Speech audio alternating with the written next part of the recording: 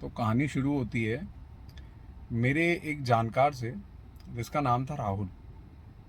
राहुल को अ, एक बाइक चाहिए थी, लेकिन उसकी इच्छा नई बाइक खरीदने की नहीं थी।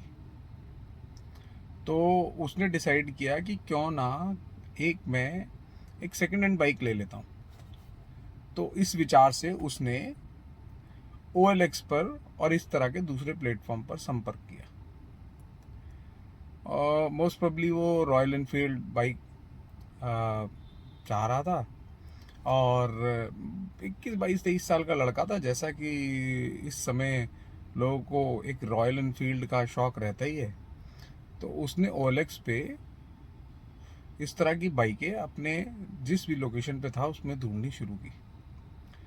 तो नॉर्मली जो बाइक के रेट आ रहे थे, जिस मॉडल और ईयर की वे ढूंढ रहा था, अचानक उसे उस मॉडल की और ईयर की एक बाइक दिखाई दी जो बाकी लोगों ने मांग रखी थे प्राइस उससे करीबन 30 या 40% कम थी। उसकी नज़र पहुंची। उसने कहा ये तो एक अच्छी डील हो सकती है। बाइक भी नहीं पड़ी थी।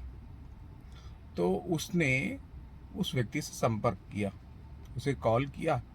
तो कॉल जिसको किया उसने बताया कि एक्चुअली मैं CRPF में हूँ और मेरी जो जॉब है उसमें तबादले जल्दी हो जाते हैं, क्योंकि मैं एक सेंट्रल गवर्नमेंट एम्प्लॉई हूँ।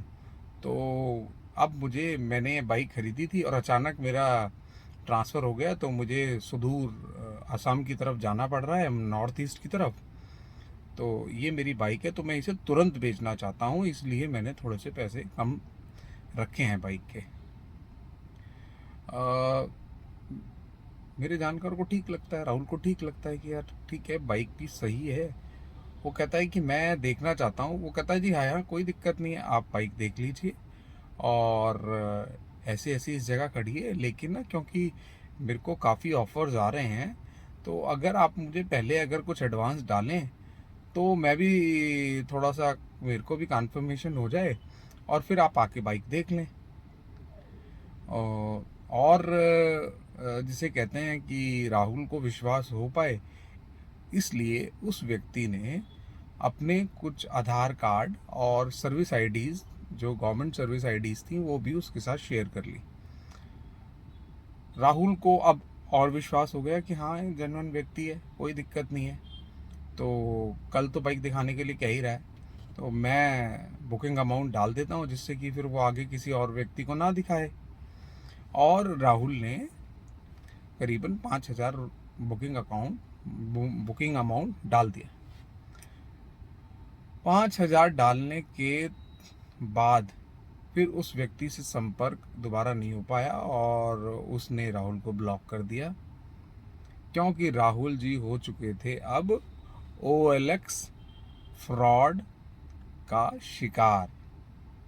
तो कभी भी जब आप इस तरह की किसी वेबसाइट्स पे जाएं, तो ये एक बड़ा कॉमन फ्रॉड है, जिसमें जो भी चीज़ आप ढूंढ रहे हैं वो आपको अचानक ऐसी दिखेगी जिस पे 30 40 50% आपको नॉर्मल जो उसका प्राइस होना चाहिए उससे कम मिलेगा।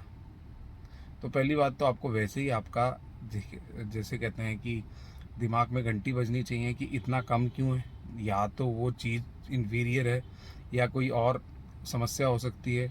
दूसरी बात, चलिए आपको पसंद भी आ गई, आपने बात इनिशिएट कर ली, लेकिन कभी भी एडवांस मत दीजिए और जाके कोशिश करिए कि पहले उसे देखें।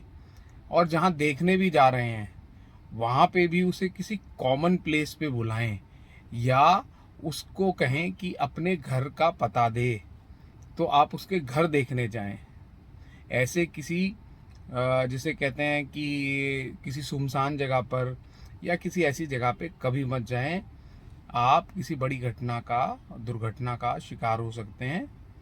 और ये एक बड़ा कॉमन फ्रॉड है जिसे कहते हैं कि OLX पे, जिसके लिए OLX लगातार आपको मैसेज भी करता रहता है कि आप किसी के अकाउंट में पैसे ना डालें, ये ना करें जब तक देख ना लें।